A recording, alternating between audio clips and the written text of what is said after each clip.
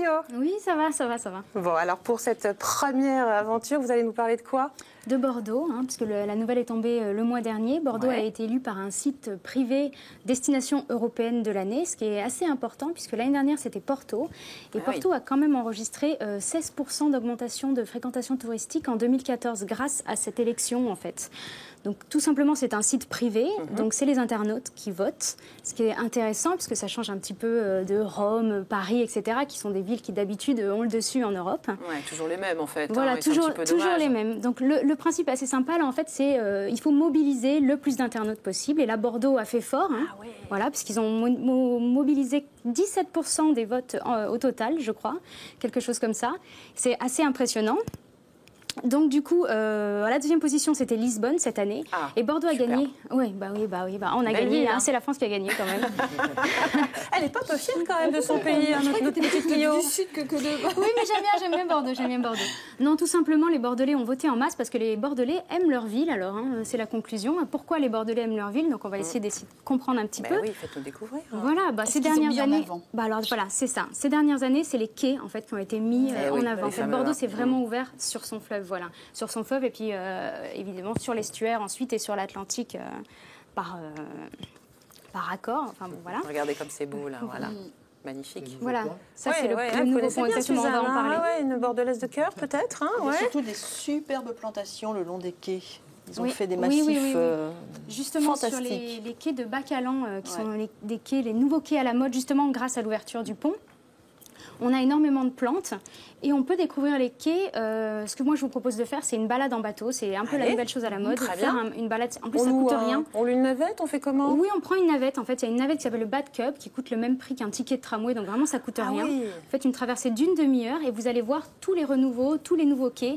C'est vachement sympa. Vous finissez ensuite aux portes de l'estuaire et là, vous voyez des oiseaux, etc. Voilà. C'est super sympa. Allez, on y va. On prend notre ticket. C'est bon, les filles? Vous êtes prêtes? Pas le mal de mer? Non? Enfin, le fleuve plutôt. Ok. On embarque où, Clio? On embarque. Alors attendez, je me souviens plus comment ça s'appelle. On embarque au Quinconce, je crois. Oui, c'est ça, tout à fait. C'est ça, tout à fait, au Quinconce. Moi aussi, j'aime bien Bordeaux. Voilà. Donc on embarque. On est dans le bateau. Non, j'ai pas dit le Bordeaux, j'ai dit Bordeaux.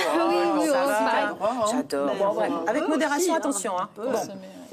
Allez, c'est parti. Voilà, et ensuite, quand on est sur les quais, il y a quelque chose qu'il faut absolument faire. Vous en avez sûrement entendu parler. C'est le miroir d'eau. C'est le plus grand du monde, quand même, avec 3450 mètres carrés. Donc on voit, voilà, c'est super. Les enfants adorent, forcément. Et puis les photographes adorent aussi. On le voit, on peut vraiment s'amuser avec les reflets, la lumière. C'est très photogénique, voilà. Et puis quand il fait chaud, c'est super. C'est rafraîchissant. On enlève les chaussures, voilà, comme sur la photo, et on se fait plaisir. Un petit peu de brume. Bon, ensuite, après toute cette eau, je vous propose un peu de verdure. On peut aller dans le quartier de Saint-Seurin. Très bien. Voilà, qui est un quartier où là, vous allez voir les vrais, entre guillemets, les vrais Bordelais. Vous sortez un petit peu des sentiers battus, vous faites un petit tour, vous asseyez sur un banc, vous buvez un petit verre, un café, le petit café, par exemple, qui est très sympa. Vous pouvez manger les huîtres du bassin, par exemple, le week-end. C'est super. C'est vrai, on ne boit pas de vin à Bordeaux non plus. Hein. non, pas du tout. Jamais, c'est quoi cette liste? Avec modération, avec modération. Alors, je crois que vous nous proposez quelques petites visites de votre crue. Un peu insolite, voilà. Est-ce que vous saviez qu'en France, on a des momies? Oui, alors... Non, pas vraiment. Mais quel rapport avec Bordeaux? Je vais vous le dire. Non, alors c'est pas des momies comme on a l'habitude de les voir, il n'y a pas de bandelettes, etc. En fait, au XVIIIe siècle, on a découvert un cimetière où il y avait des restes très bien conservés grâce à un sol riche en carbonate de calcium, il me semble. Voilà. Et en fait, ces momies ont été très connues pendant 2 siècles.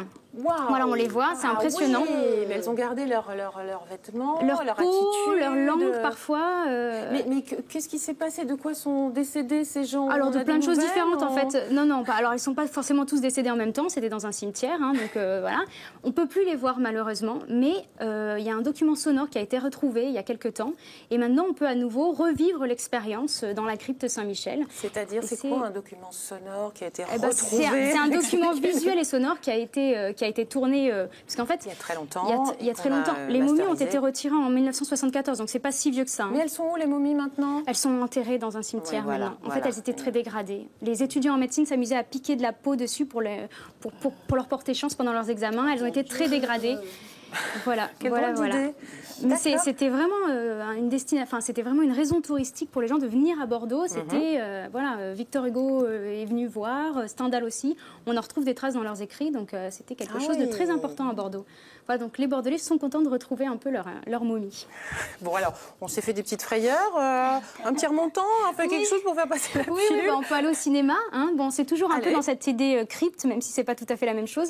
En fait, il y a une église à Bordeaux qui est une église un peu particulière parce qu'elle a été aussi usine de conservation de légumes. Ça a été un hangar à vélo. Voilà, on voit sur la photo. Magnifique. Et maintenant, c'est un cinéma qui s'appelle Utopia. Et c'est un cinéma d'art et d'essai. Et on peut aller voir des films avec des statues religieuses. C'est une ambiance assez sympa. C'est insolite. Il n'y a qu'à Bordeaux qu'on peut faire ça. Voilà. Oui. Ne vous inquiétez pas, Catherine. On prend un petit café. Tout va bien. Merci beaucoup, Clio. Et bravo pour cette première. Vous avez assuré, mais comme un chef. Super. Merci. Elle est parfaite. Elle est parfaite. On la garde. On a voté. Allez, on la garde. Merci beaucoup. On passe tout de suite à notre chronique suivante avec Catherine Delvaux.